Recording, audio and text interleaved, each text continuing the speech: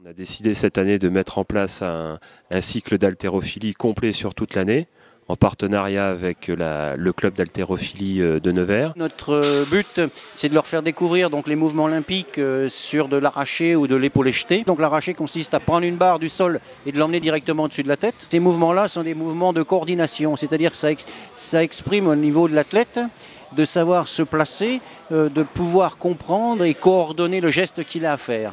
À un moment, comme l'athlète a les pieds qui ne touchent plus le sol, donc il doit savoir comment se positionner et comment se réceptionner. Le lien il était vraiment direct avec les mouvements d'haltéro et la touche, hein.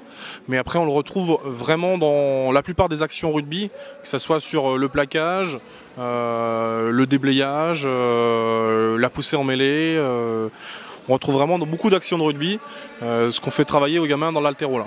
Ça permet à l'athlète après de se coordonner, ça lui permet d'avoir de la souplesse, ça lui permet d'avoir de la vivacité dans ce qu'il a à faire aussi. C'est pour ça que nos mouvements sont basés plus sur de la vitesse que sur de la force. Ça nous permet de faire un lien direct avec les postures et attitudes qu'on doit adopter au rugby pour une parfaite maîtrise de son dos.